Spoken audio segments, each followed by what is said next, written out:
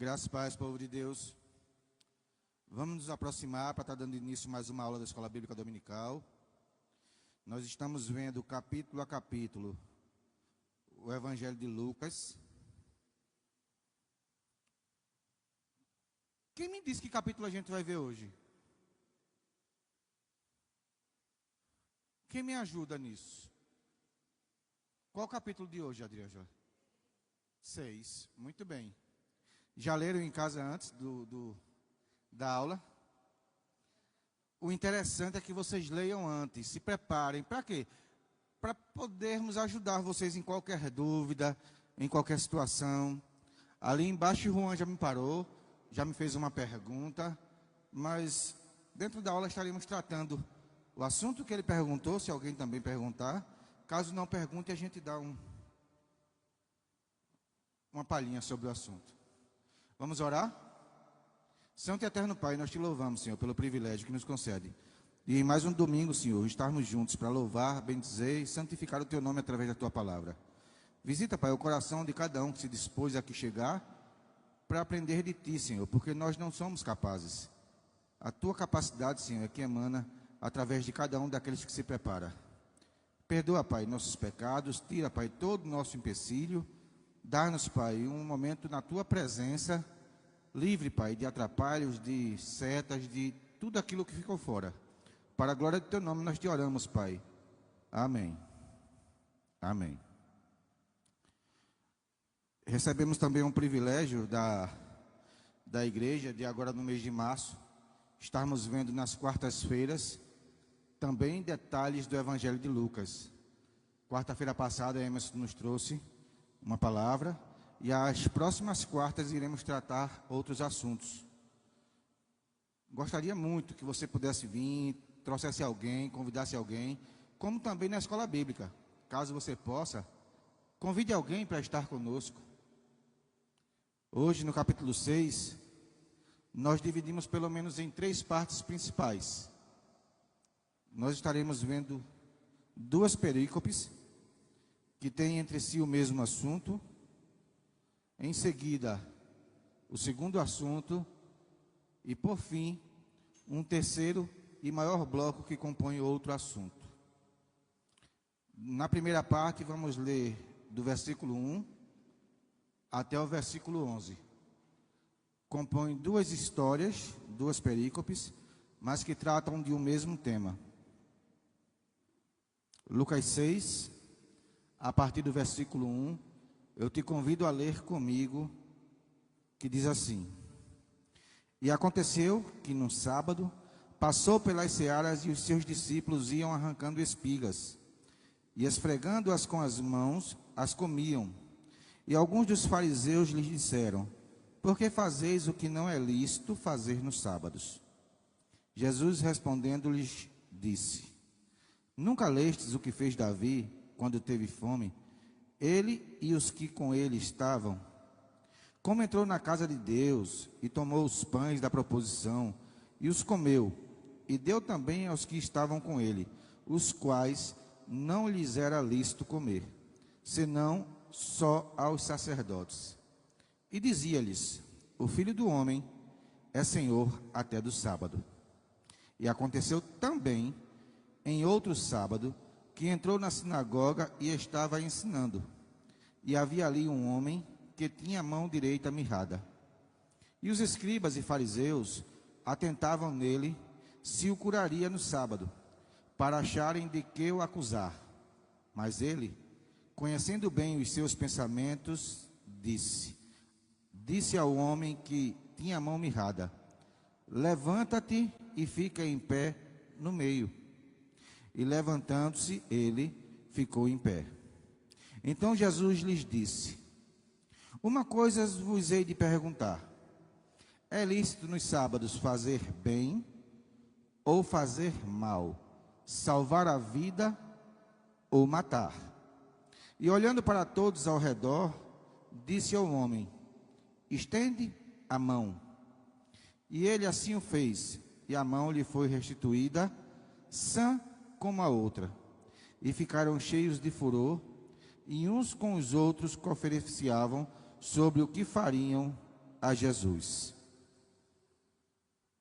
Lemos a primeira parte nessas duas perícopes que tratam sobre o mesmo assunto, sobre a importância do sábado. Se você ainda não foi indagado, possivelmente um dia será, por alguém com a seguinte expressão: por que a tua igreja só guarda 9 mandamentos?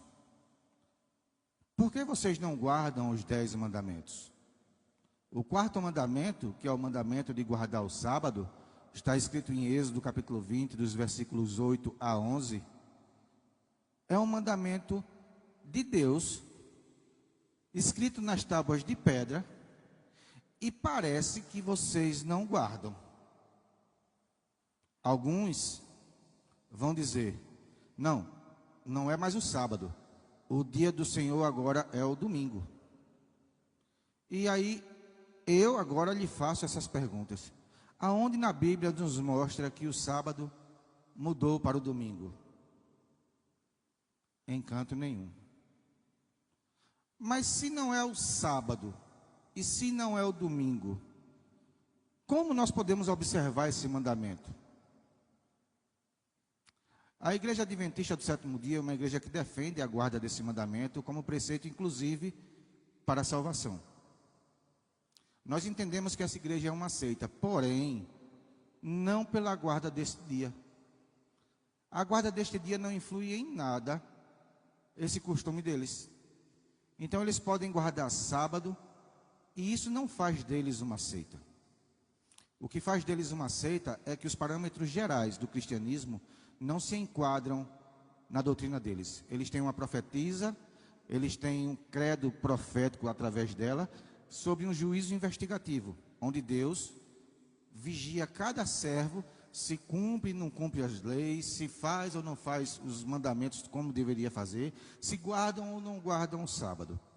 Mas é interessante a gente pensar na pergunta que Jesus fez: é lícito no sábado fazer o bem ou o mal?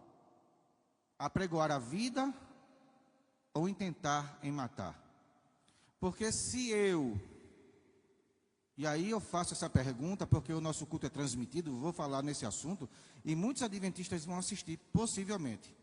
Se eu acredito que o sábado implica na minha salvação, se eu sou um adventista que acredito que o sábado faz parte de um selo que Deus coloca em mim como marca de um remanescente, eu acredito que isso me salva. Mas se eu for porteiro, vigilante, policial, enfermeiro, trabalho no shopping, ou em algum departamento que exija, por escala, que trabalhe no domingo, ou no sábado, e eu não podendo trabalhar esse dia, porque isso vai implicar na minha salvação, por que eu vendo meu plantão ao outro? Eu pego o meu plantão, porque eu não posso ir porque é pecado, e vendo ao irmão Jorge: Jorge, tira meu serviço nesse dia, eu te pago. Eu pago a tua diária para tu tirar o serviço nesse dia, porque a minha religião não permite que eu trabalhe esse dia. Então eu posso conduzir o irmão Jorge ao inferno? Eu estou pagando para eu escapar do inferno, mas permitindo que ele vá? E é qual a pergunta de Jesus: é lícito fazer o bem ou o mal? Vamos complicar um pouquinho mais isso, irmãos, para a gente entender? Vamos. Capítulo 5 do Evangelho de João. Embora estejamos estudando o Evangelho de Lucas, é bom a gente abrir a vista sobre o que os outros evangelhos falam. Capítulo 5 do Evangelho de João. Eu queria pedir ajuda ao meu irmão Berivaldo com um microfone, que eu vou solicitar dos irmãos alguns textos. Capítulo 5 de João, versículo 15. Quando eu solicitar esse texto, você que abriu a Bíblia em João 5, você levanta a mão. Queria também o livro de Gênesis, capítulo 2. Outra pessoa já procura esse outro texto. Quero no livro de Atos, capítulo 2, e outro no capítulo 20. Quero na Epístola aos Romanos, capítulo 14. Quero no Evangelho de Mateus, capítulo 11. Vamos fazer um passeio rápido por esses textos. Romanos 14, abre o capítulo 14 de Romanos. Quem abriu o Evangelho de João? Capítulo 5. A irmã abriu o capítulo 5 de João. Livro de Gênesis, capítulo 2. Meu irmão Paulo. Evangelho, aliás, livro de Atos, capítulo 2 e capítulo 20. Quem tem? 2. Capítulo 20, quem está com o livro de Atos? Vamos logo organizar isso aí, tudo aberto. Outra pessoa, capítulo 20 de Atos. A minha irmã aqui. E o Evangelho de Mateus, capítulo 11. Natália. Vamos lá então. Capítulo 5 do Evangelho de João. Quem foi que levantou a mão que eu esqueci já? 5 de João. A partir do versículo 15 até o 19. Faz esse favor, Vera. Evangelho de João 5, 15 a 19. Por favor, irmão.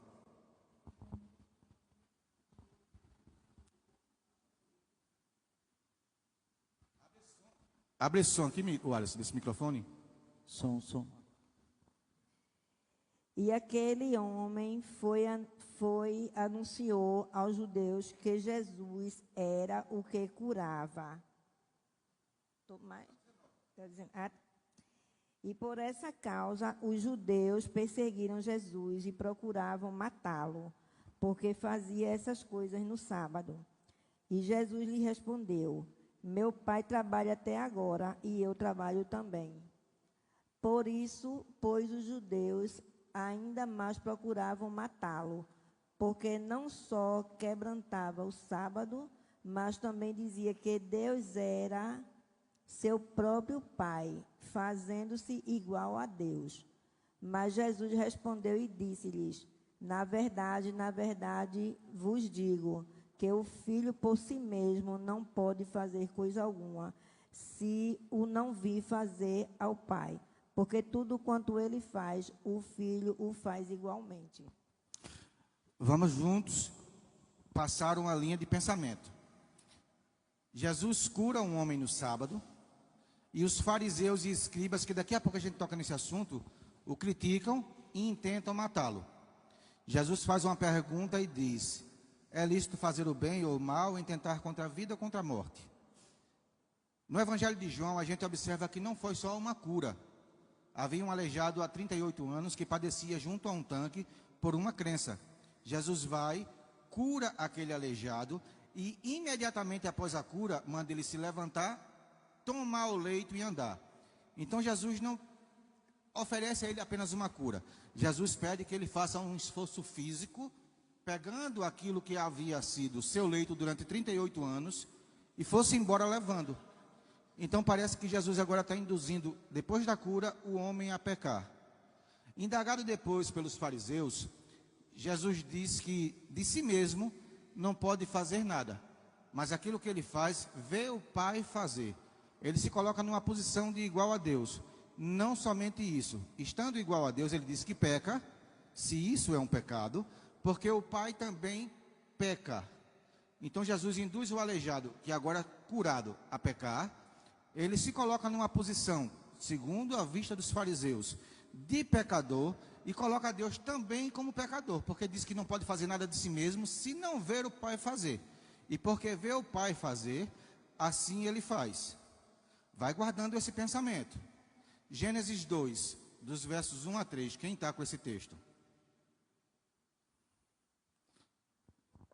Paulo. Assim os céus e a terra e todo o seu exército foram acabados. E havendo Deus acabado no dia sétimo a sua obra que tinha feito, descansou no sétimo dia de toda a sua obra que tinha feito. E abençoou Deus o dia sétimo e o santificou, porque ele descansou de toda a sua obra que Deus criara e fizera. Vamos continuar no pensamento. Deus abençoou o sétimo dia porque nele Deus descansou. Vamos junto comigo, tá? Deus abençoa o dia sétimo porque Deus descansa. Só que Deus não cansa. Então esse descanso possivelmente não é um descanso de fadiga, de cansaço. E aí a gente começa a abrir a mente para algumas coisas.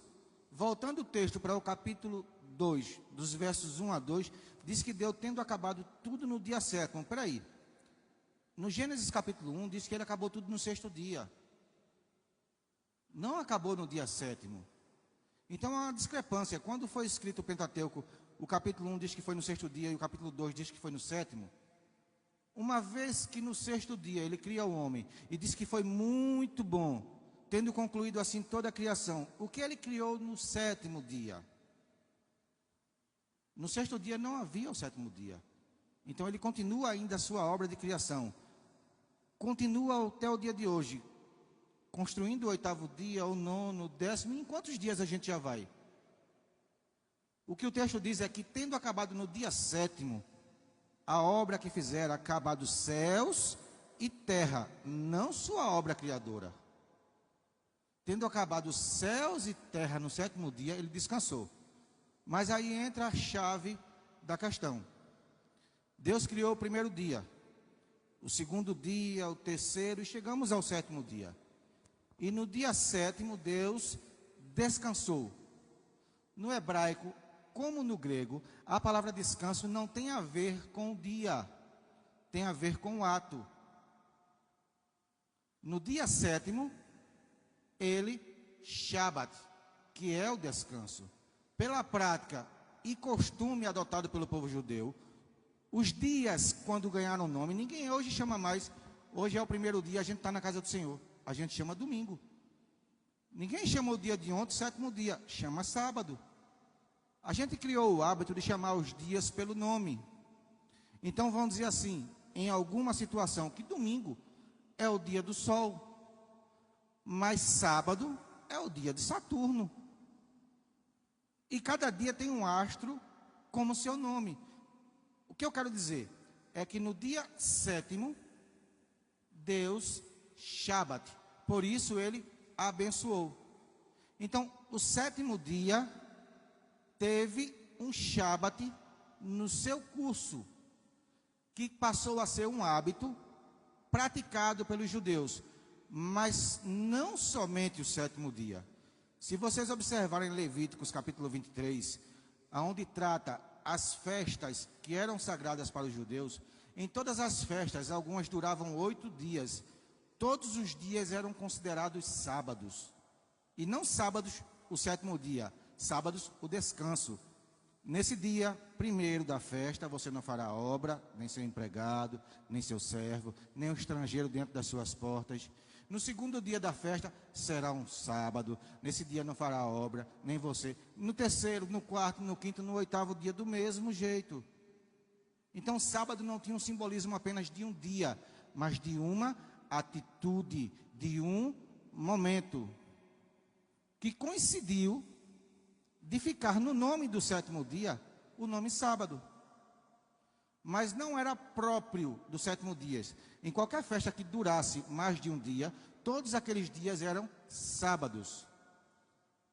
Quem abriu Atos capítulo 20, versículo 7? A irmã aqui, Beli, de amarelo.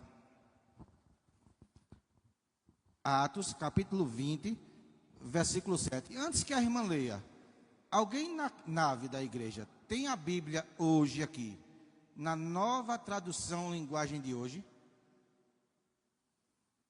Você tem, Érica? Abre nesse mesmo texto, Érica. A irmã vai ler na versão dela. Por favor, irmã. Versículo 7 do capítulo 20. No primeiro dia da semana, reunimos-nos a fim de partir o pão. Paulo, que estava para sair no dia seguinte, falava-lhe. Tenho prolongado seu discurso até a meia-noite. Até aí. Passe para a Érica, por favor. Esse mesmo versículo, Érica, na Bíblia, nova tradução linguagem de hoje, NTLH.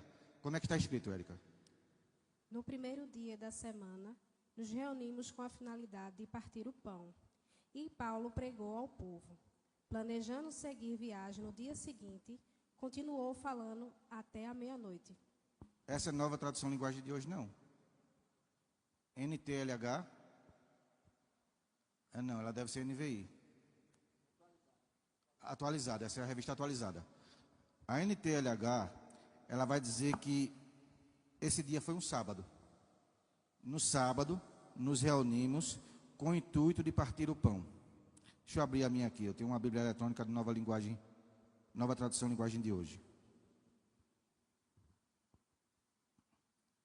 João, não, Atos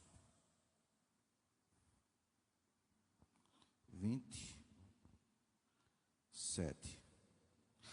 No sábado à noite, nós nos reunimos com os irmãos para partir o pão.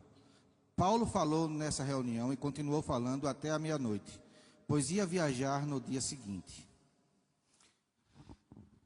Veja como está o texto da linguagem de hoje. No sábado à noite, os judeus criam que o dia era de pôr do sol a pôr do sol. Então, o pôr do sol do sábado possivelmente era domingo. Então, as linguagens majoritárias diz assim: no domingo, nos reunimos para partir o pão. E Paulo esticou o sermão até meia-noite, porque viajaria no dia imediato, não no outro dia. Na Nova Tradução Linguagem de hoje, diz que no sábado à noite nos reunimos com os irmãos para partir o pão. Paulo falou nessa reunião e continuou falando até a meia-noite, pois ia viajar no dia seguinte.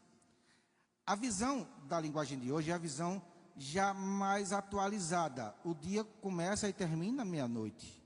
Então, se ele falou até meia-noite, no dia seguinte, depois de meia-noite, já era outro dia. Na outra versão, ele começa falando possivelmente na noite do sábado, que já era domingo, esticou até meia-noite, porque no mesmo dia viajaria. Então aí a gente não encontra problema. Mas o problema em si está na tradução.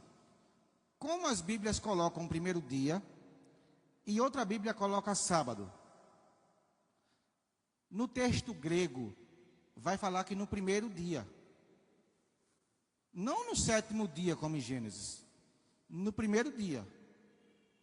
Houve um Shabat. A gente traduz Shabat por sábado. Então, houve um Shabat no domingo. Não no sábado. No texto de Gênesis diz que houve um Shabat no sábado. E por isso Deus abençoou. No texto de Atos diz que houve um Shabat no domingo, para partir o pão. Só que não para aí. Atos 2, 46, o texto que Natália está com ele, vai dizer algo mais interessante. Está com Mateus? Então segura aí. Quem está com 2,46 de Atos? Atos 2, versículo 46.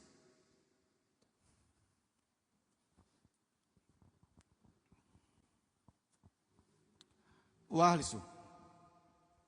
Passa para o Arlisson, velho. Deixa o Arlisson também participar. Atos 2, 46.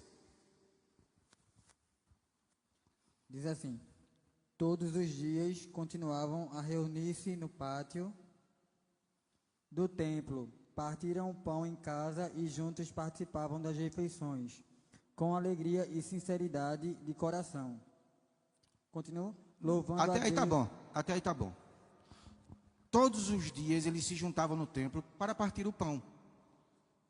E partiam o pão também de casa em casa, com alegria e singeleza de coração. Então esse Shabat acontecia na segunda, na terça, na quarta, na quinta, na sexta, todos os dias. O versículo 47, se não me engano, que é o posterior, vai dizer que Deus acrescentava dia após dia aqueles que iam sendo salvos. Acrescentava aonde? Nesta reunião que eles faziam diariamente. As pessoas iam sendo salvas, iam sendo colocadas nesta reunião. É lícito no Shabat fazer o bem ou fazer o mal? Salvar a vida ou matar? Mateus 11, 28 a 30. Por favor, Nathalie.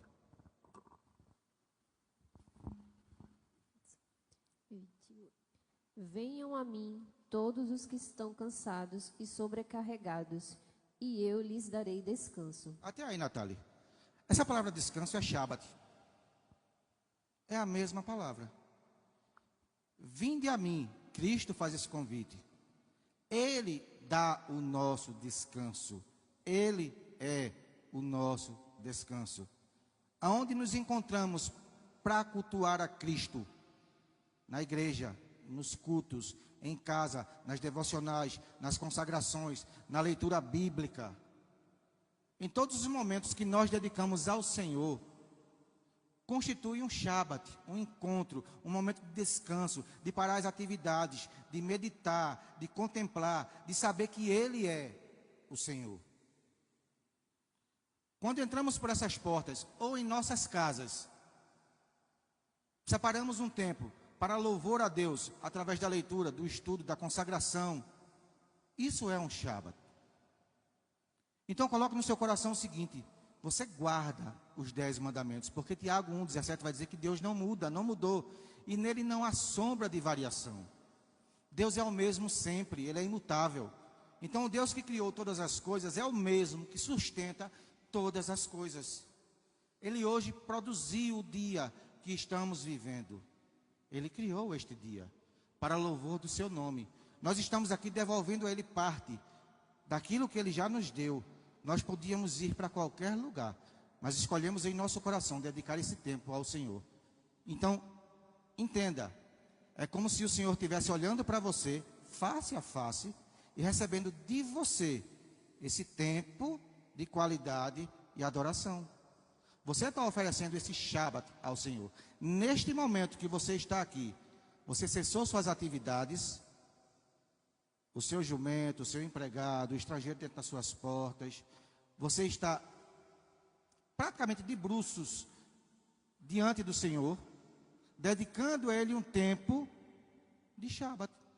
Então você ofereceu um Shabat na escola bíblica dominical. Os que vão ficar oferecerão novamente um Shabat no culto de louvor ao Senhor. O que é que muda na nova aliança para a antiga aliança sobre o 4º mandamento? E aí eu entro na questão dos fariseus. A gente tem estudado nas quartas essa teologia mais profunda para diferenciar alguns pontos.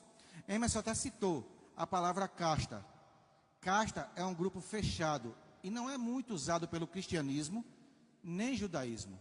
Porque uma casta, como diz na questão dos demônios, que Jesus diz, certas castas só saem com jejum e oração, é algo mais qualificado, mais preparado, mais disposto a guerrear. Então não é de qualquer forma que se expulsa uma casta de demônios. Precisa ter uma preparação. Entretanto, esse termo casta é mais usado sobre a religião hindu. No hinduísmo, a casta são tipos de pessoas. Então, pessoas de uma casta mais elevada são pessoas que já nasceram em berço esplêndido, são ricas, têm poderes, são da política. De alguma forma, esse poder não muda. São 4 castas e a mais baixa são aqueles que são servos, que são escravos, que são empregados. E ele, por mais dinheiro que ganha em vida, ele não consegue elevar a sua casta.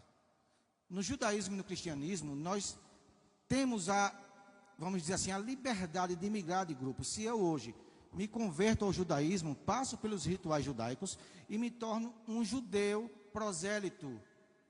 Se eu sou um judeu e creio em Jesus Cristo como meu único Senhor e Salvador, passo pelo batismo, pela conversão, por tudo, eu me torno um cristão. Então são grupos que podem ser abertos, somados, colocado pessoas. No grupo dos judeus, tinham pelo menos 4 grupos principais no tempo de Jesus: saduceus, fariseus, essênios e zelotes. Mas o irmão não falou em escriba, porque eram fariseus e escribas que estavam confrontando Jesus. Vou falar. Quem são os saduceus? Era aquele povo mais elitizado do judaísmo, que concordava com o suzerano de Roma, com o serviço a Roma, com Roma dominando Israel. Porque eles tinham favores, eles eram nomeados para o sinédrio, eles tinham vantagens políticas, de impostos e de outras coisas. Eles nomeavam os publicanos. Então era um grupo mais elitizado do judaísmo. Os fariseus eram também judeus, criam na Torá, criam nos livros históricos, os profetas, nos salmos, e sobrecarregavam sua religião. Então, um mandamento dos judeus, o saduceu cumpria, mas o fariseu colocava normas em cima desse mandamento. Ele se desdobrava em mais 15, 20, 30 mandamentos em cima daquele que já existia. Na questão do sábado, por exemplo, a mitzvah vai dizer que eles tinham 32 mandamentos acima do sábado. Então, eles tinham uma distância limite para andar. Eles tinham um tipo de esforço que poderiam fazer ou não. Por exemplo, colher era permitido pela lei. Deuteronômio 23, 25 vai dizer que se eu tinha fome, passava na colheita de alguém, na plantação de alguém, eu podia colher e comer, para saciar minha fome, a minha vida. Eu não podia colocar foice, faca, tirar uma quantidade para vender ou para estocar. Eu não podia. Mas para comer, para matar a minha fome, eu podia. E isso não era pecado. Só que o fariseu diz assim, olha, eles fazem o que não é lícito fazer no sábado. Eles estão colhendo, debulhando e comendo. Eles estão fazendo trabalhos que não é lícito fazer. Essa sobrecarga dava a eles essa situação de mais rigor. Eles eram contra Roma, diferente dos saduceus. Eles não aceitavam o domínio de Roma. E dentro dos fariseus tinha um grupo ainda mais violento, que incitava combates, guerras, que eram chamados zelotes. Os zelotes saíram dos fariseus. E era um povo de guerra mesmo, disposto a fazer revolta para libertar Israel de Roma. Os essênios criam na Torá, criam na lei, criam em tudo, mas eles não se adaptavam, não se permitiam estar juntos, nem de saduceus, porque eram corrompidos por Roma, nem de fariseus, porque sobrecarregavam a lei. Então os essênios, eles se afastavam, vinham para os cultos nas sinagogas, mas não se misturavam com eles, e eles moravam mais em montanhas, em grutas, fora da cidade, em campos. João Batista foi um essênio. Muitos historiadores dizem que Jesus também era essênio, porque vivia pelos campos, se retirando para orar em lugares desertos. Então, eram os grupos principais. Irmão, faltou falar de escriba, faltou. Escriba tinha tanto saduceu quanto judeu. Quem era escriba? Eram aquelas pessoas que eram mais letradas, que eram encarregadas de escrever o pergaminho. Vocês lembram no capítulo 4 de Lucas, quando a gente falou que Jesus pegou o rolo e leu o livro de Isaías, onde estava escrito, o Espírito do Senhor, tal. Por que eu disse que ele tinha que ler aquele pedaço? Porque existia, por exemplo, um púlpito e 3 bancas. No púlpito, o rolo era colocado, aberto e lido, sequencialmente. Hoje estamos estudando o capítulo 6, no próximo domingo vamos estudar o capítulo 7. Por quê? Porque diferente de hoje, a Bíblia era escrita em pergaminho, era um material mais frágil, que só aguentava no máximo 3, 4 vezes ser aberto e lido. Ele deteriorava. Cada vez que um pergaminho era aberto e lido, a vida útil dele ia acabando. Escribas sentavam e iam escrevendo aquilo que era lido. Uma das cópias ficaria na mesma sinagoga, depois que esse perdesse a vida útil. E outras cópias, 2 ou 3, ou uma, se fosse só 2 pessoas escrevendo, ia para uma nova sinagoga que precisaria desse tipo de material, porque lá talvez não, era uma sinagoga menor, não tinha escriba. Por isso que o texto era lido sequencialmente, porque se hoje nós temos versículos e capítulos e muita gente não tem o domínio deles, imagina naquele tempo que não tinha capítulos e versículos. Se eu leio a parte que eu quero, como é que o escriba vai se virar para encaixar aquela parte na outra parte que vai ser lida na semana que vem, sabe-se lá por quem, sabe-se lá que parte? Então era escrito de modo sequencial. O escriba, ele tinha praticamente o conhecimento oral da escritura, de tanto que ele escrevia. Em todos os cultos, alguém lia e o escriba escrevia. Por isso chamado escriba. Ele não era funcionário apenas da sinagoga. Os escribas trabalhavam em cartórios e em outros lugares. Ajudavam publicanos nas contas do povo. Então, nessa questão, o que é interessante a gente saber? Que nós guardamos os 10 mandamentos. Deus não mudou. Deus é o mesmo. Ele não muda. Só que muita gente hoje negligencia, negocia, não dá atenção a esse mandamento. Muitas vezes chegamos no culto, na escola bíblica, e passamos o tempo conversando, mexendo em celular, preocupados com coisas que podem ser resolvidas depois. Que nós possamos atentar para isso e entender que Deus continua sendo o mesmo. Que o nosso sábado, diferente do sábado dos outros, não condena ninguém. Se você precisa trabalhar no domingo, no sábado, no dia de culto, a gente não vê isso como um pecado. A gente vê como você fazendo o bem para a manutenção da sua família. Irmãos, mas eu vou faltar ao culto porque eu quero ir à praia com a minha família. Também não é pecado, lembra? Que a família é seu primeiro ministério, ela está acima da igreja. Não está acima de Deus, mas está acima da igreja. Mas se eu for para... Agora eu quero resolver ir para o shopping, para a praia, toda semana. Aí você desviou. Aí você não quer mais prestar um culto ao Senhor. Mas uma falta, por um motivo que você julga ser importante, a gente não vê, como no tempo dos judeus, no legalismo, como um pecado. Perguntas sobre esse dia. Acredito que ficou bem explicado, né? Ficou bem resolvido no coração de todos vocês, acredito eu. Passando para a segunda parte. Só um minutinho.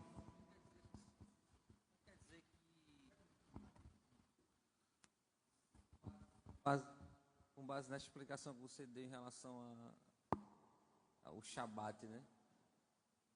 Seria certo dizer que o adventista, por exemplo, poderia usar qualquer dia da semana para fazer o que eles fazem hoje, da sexta para o sábado? Seria interessante pensar o seguinte, que se eu pudesse e tivesse condições de dedicar exclusivamente um dia ou 2 dias que fosse a estar nessa comunhão, lendo a palavra de Deus, quem de nós não faria? O que eles fazem no sábado e nós, por questão de comércio, de tantas coisas, fazemos no domingo, não é o que faz deles uma seita, como eu disse antes.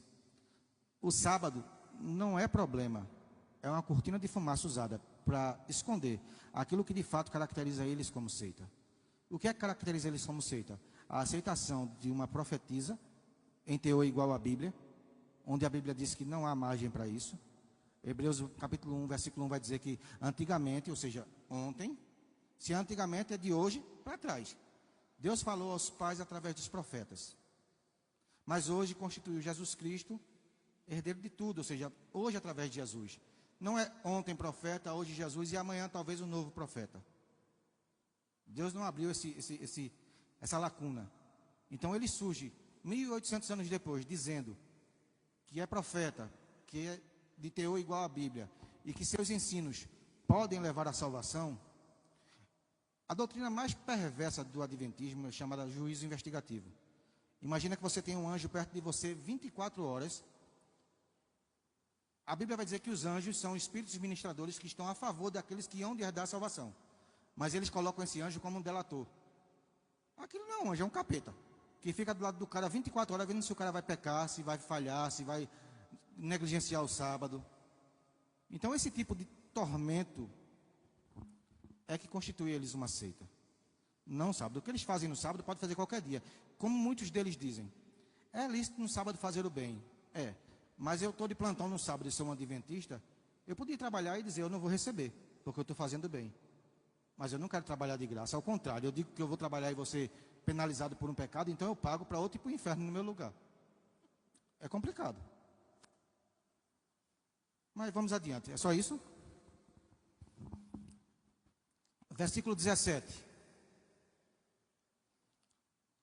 Aliás, perdão, 12.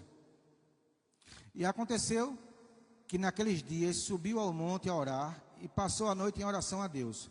E quando já era dia, chamou a si os seus discípulos e escolheu 12 deles, a quem também deu o nome de apóstolos. Simão, ao qual também chamou Pedro e André, seu irmão, Tiago e João, Filipe e Bartolomeu, Mateus e Tomé, Tiago, filho de Alfeu, e Simão, chamado Zelote, Judas, filho de Tiago, e Judas Iscariotes, que foi o traidor.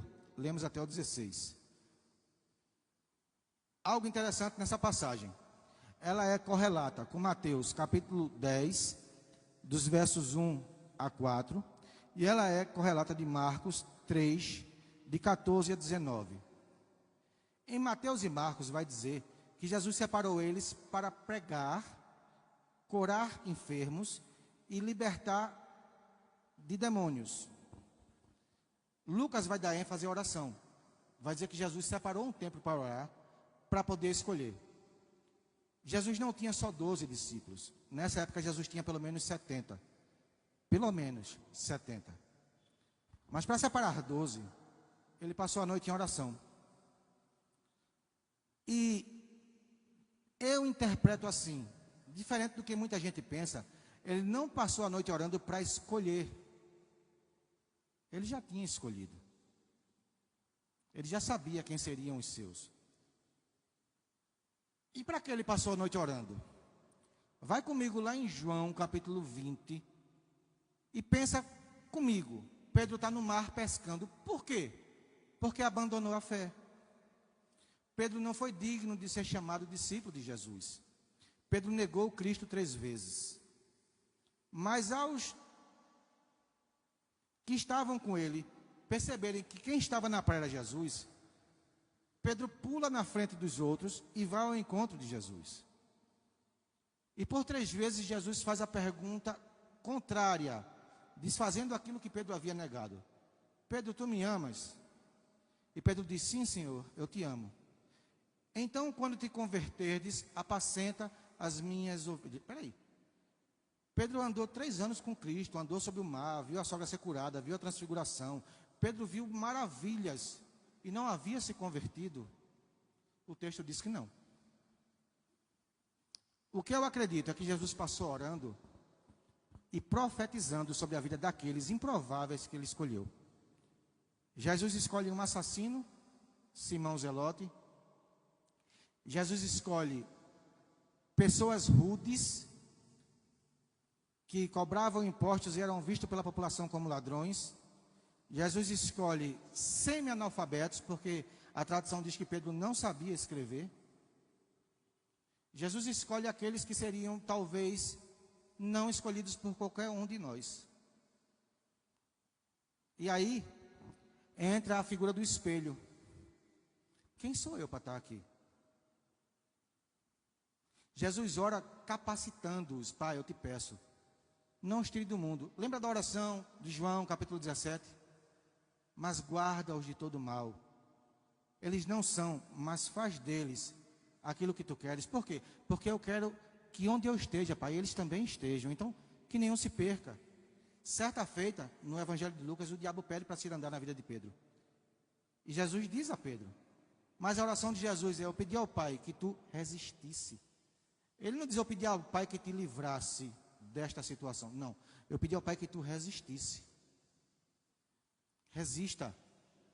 Crie força. Tenha fé. Acredite.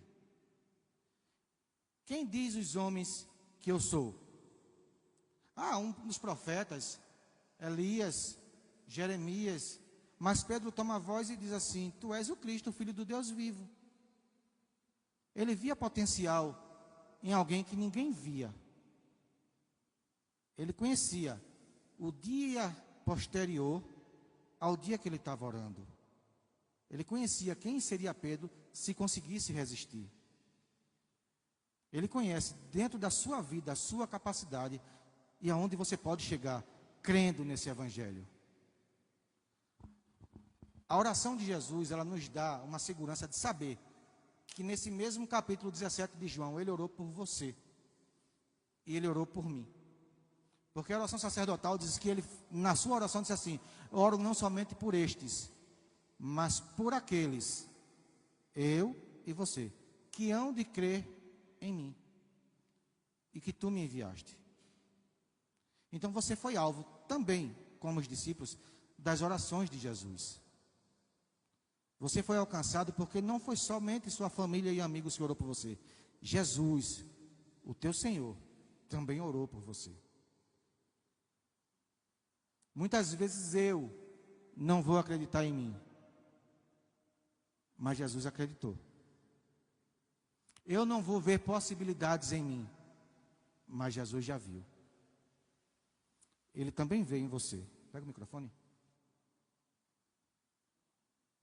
Já.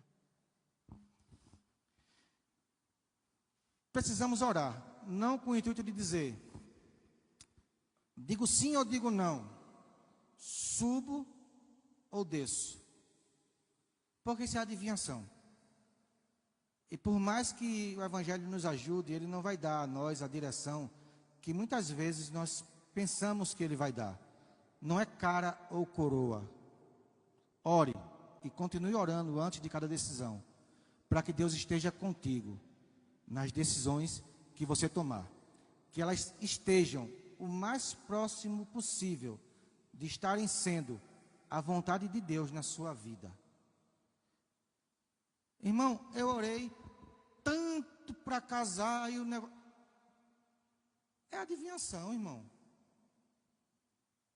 Vai chegar uma pessoa que vai dizer assim, essa mulher é de Deus, esse varão é de Deus para você. Mas vai chegar outro que vai dizer, esse não é de Deus. Essa não... E peraí, mamãe mandou eu escolher. Não. Ore, e aquilo que Deus te colocou nas tuas mãos é o melhor para a tua vida. Agradeça, consagre, separe, dedique a Deus. Mas o meu marido não se converteu ainda. Continua orando. É ele, o teu marido. Não precisa deixar esse arrumar outro, não. Mas o meu filho, continua orando. Esses foram os filhos que Deus te confiou. Eles têm potencial, acredite neles. As pessoas podem dizer que não, mas Deus te deu. Deus sabe o que você é capaz, ainda que você não saiba. Nós precisamos orar nesse intuito de entender que a vontade de Deus é sempre boa, perfeita e agradável. A minha oração é para escolher se eu chamo a irmã Nice ou se eu chamo a Adriângela para fazer a oração final. Isso é adivinhação, santo. Se eu escolher a irmã Nice, eu tenho que orar a Deus dizendo assim, Deus capacita ela, que ao abrir a boca dela, tu fale. Que ao proclamar essa voz em oração, ela alcance graça de nos direcionar ao teu trono.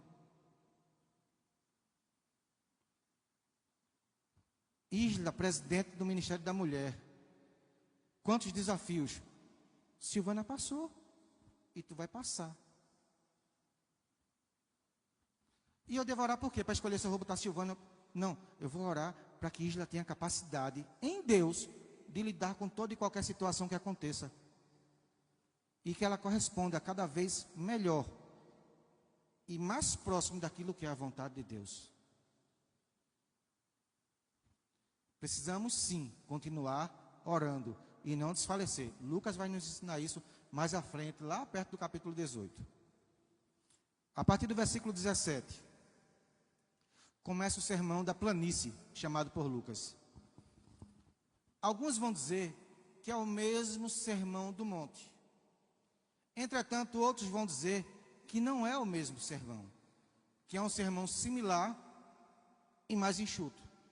Mas no monte havia no cume dele uma planície, e talvez geograficamente tenha sido o mesmo lugar. Mas quem disse que Jesus só juntou o povo para falar uma vez? Talvez seja de fato outro sermão. Mas e se for o mesmo? Esse sermão a gente só tem correlato em Mateus. Só que Mateus ele estende do capítulo 5 ao capítulo 7. E dentro do capítulo restantes, do capítulo 6, a gente tem esse sermão em Lucas. Lucas ele tem, por sua escrita, o hábito de crescer pregações, de aumentar declarações, por conta dos testemunhos de pessoas. Mas nesse sermão ele enxuga, ele coloca menos informações. E alguém vai dizer por quê. É interessante pensar no seguinte: Mateus escreveu para um público, Mateus escreveu para judeus, Lucas escreveu para gentios, para povos que não eram judeus, e para judeus que já eram convertidos. Lucas direciona esse documento, um documento histórico, e tantas outras qualidades que esse documento tem, para Teófilo, como algo que ele garante ser aquilo que aconteceu no ministério de Jesus e após sua morte, porque ele escreve Lucas e Atos. Então Lucas enxuga do texto algumas coisas que são voltadas para judeus e coloca no texto, em comparação com o Sermão do Monte, algumas coisas que eu preciso entender. Eu como pessoa. Começa o texto dizendo o seguinte, verso 17. E descendo com eles parou num lugar plano, e também um grande número de seus discípulos, e grande multidão do povo de toda a Judeia, de Jerusalém, e da costa marítima, de Tiro e de Sidom, os quais tinham vindo para ouvir e serem curados de suas enfermidades, como também os atormentados por espíritos imundos, e eram curados. E toda a multidão procurava tocar-lhe, porque saía dele virtude que curava a todos. E levantando os olhos para os seus discípulos, dizia, e aí ele começa, bem-aventurados sois vós. Não parece com o de Mateus? Parece, porque Mateus no capítulo 5 começa com as bem-aventuranças. Mateus no capítulo 5 vai dizer, olha, se você é pobre, se você sofre, se você é injustiçado, se você... E Mateus ele direciona essa palavra aos discípulos que eram judeus. Lucas vai no mesmo caminho até o versículo 24. No versículo 24 ele muda o discurso, aonde Mateus não muda. No versículo 24 ele diz, mas ai de vós, ricos, porque já tendes a vossa consolação. Ai de vós, os que estáis fartos, porque tereis fome. Ai de vós, o que agora rides, porque lamentareis e chorareis. Ai de vós, quando todos os homens falarem bem de vós. E aí entra uma questão. Para quem Lucas está falando? Por que Lucas está dizendo isso? Será que eu não posso evangelizar alguém na minha empresa que é rico? Será que eu não posso evangelizar alguém que eu conheço, que está farto, que não lhe falta alimento, que tem tudo o que precisa? Será que eu não posso evangelizar alguém alegre, alguém que está feliz, alguém que ri? Será que eu não posso evangelizar alguém que é bem quisto pela comunidade, que todo mundo fala bem? Não, não é isso. Do mesmo modo que as cartas de Apocalipse são para a igreja, o Sermão do Monte, embora tivesse pessoas de fora, é como se Jesus fizesse um retiro com nós, discípulos, e ao nosso pé do ouvido dissesse, ai de vós que estão ricos, ai de vós que estão fartos, ai de vós que ri. Para os crentes? Para os que estão próximos? Sim, porque o texto vai dizer que antes desse povo, ele dizia o seguinte, a população, a multidão, aqueles que vêm com o intuito de tocar Jesus para receber cura, com o intuito de ser liberto, com o intuito de receber graça de Jesus.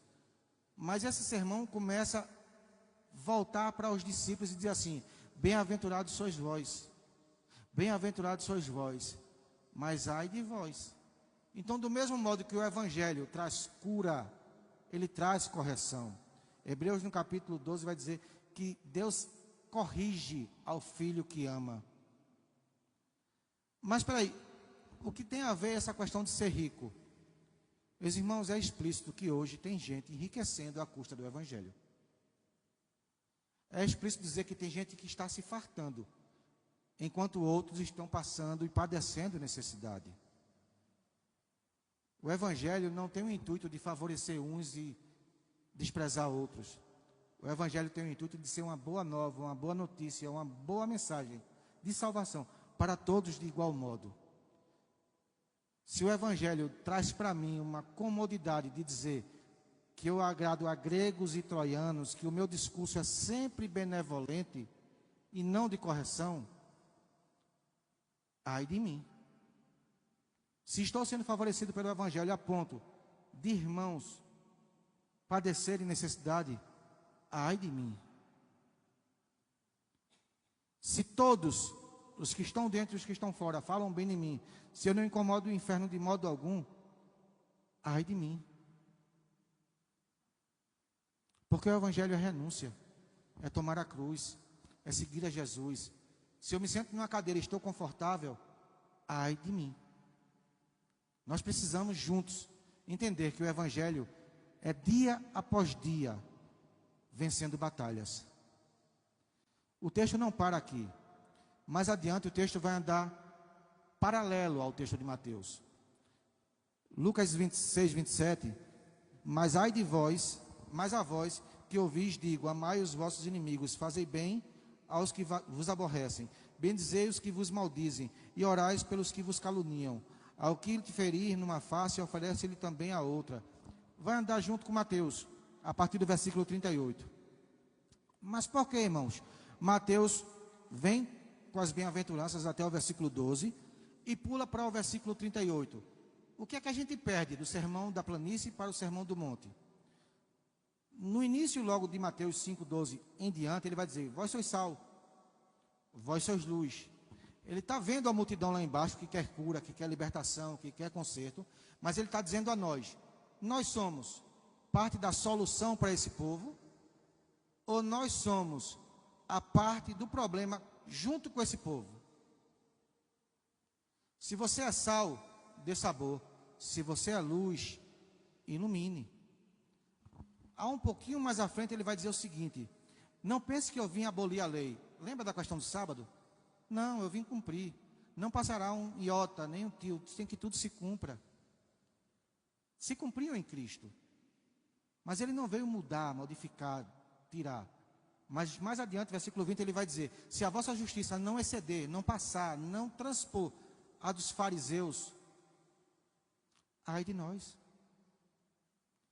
Ele direciona algo para os judeus, exclusivamente para os judeus, e ele vai começar a tratar a lei. Na lei foi dito, eu porém vos digo. Na lei foi dito, eu porém vos digo. E Lucas acha talvez que isso não seja, se é o mesmo sermão, interessante aos gentios. Porque é uma tratativa com Israel e não com o povo gentil.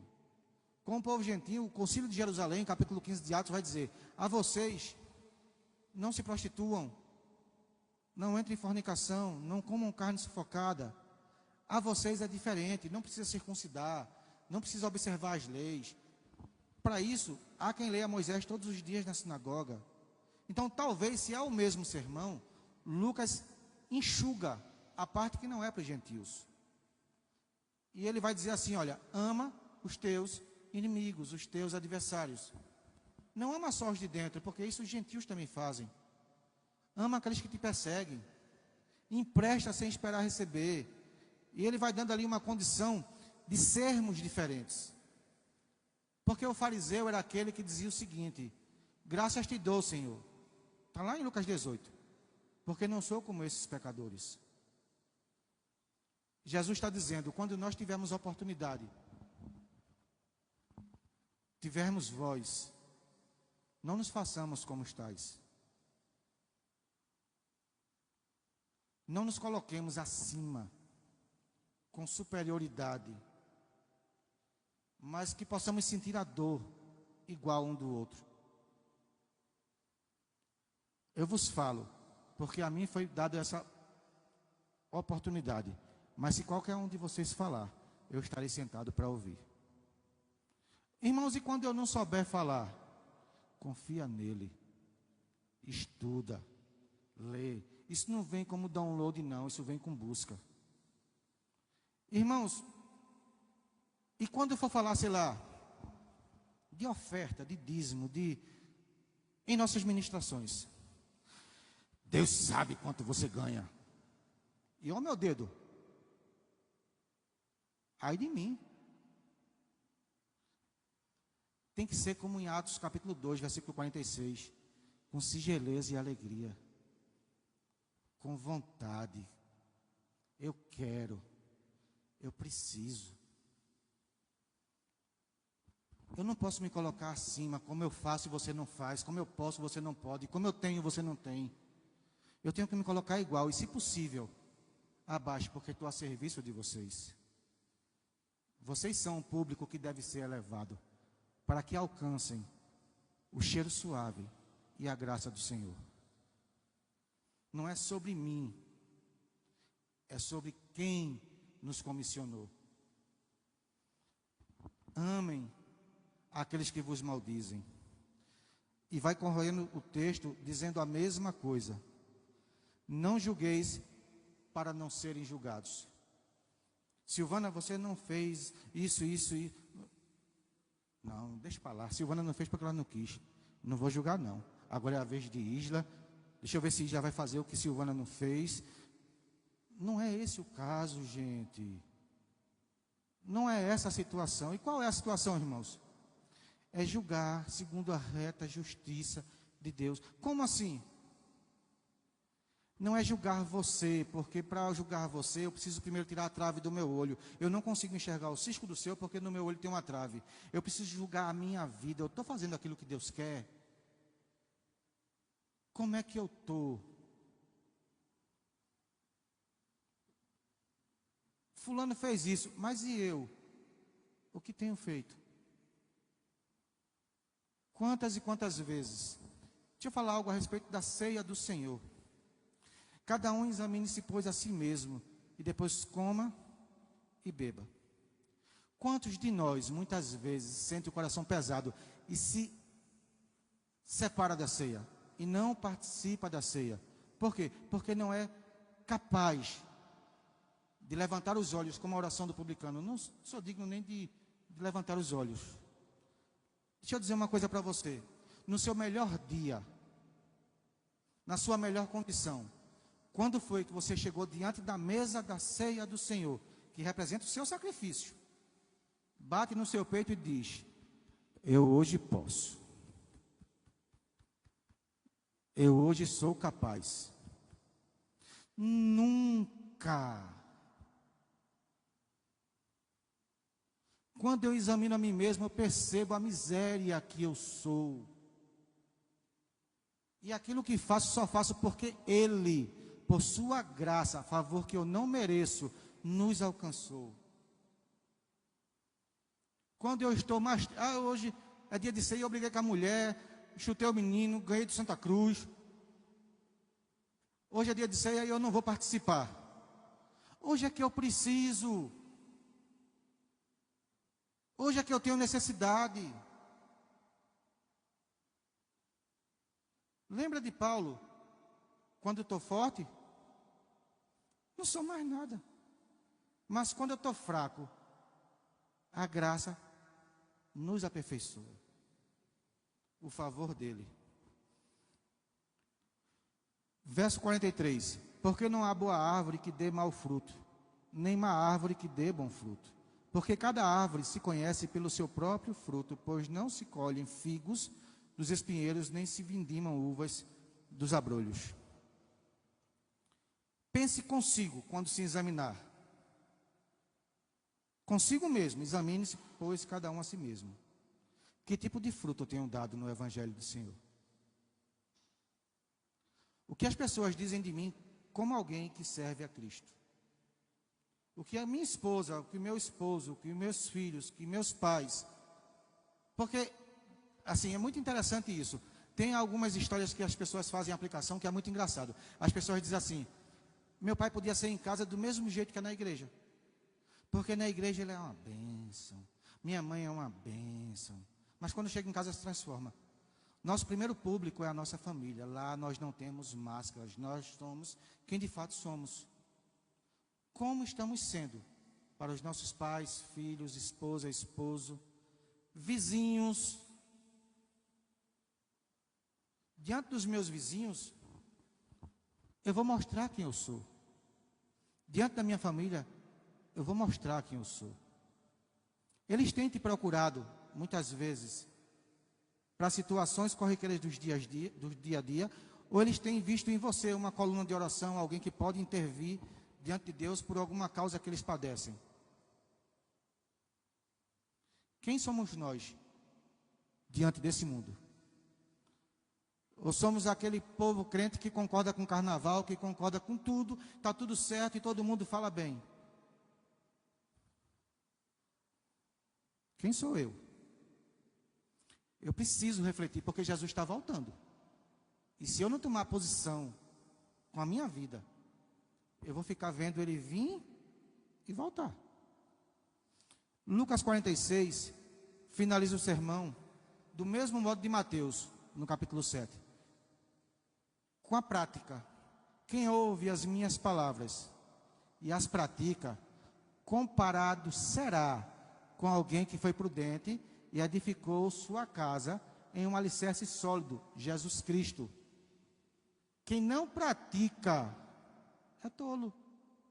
Porque as lutas vão vir para todos, mas só vai resistir quem está afirmado sobre Cristo. Precisamos entender que Cristo é a nossa segurança. O tempo se foi. Perguntas? Adeildo queria falar um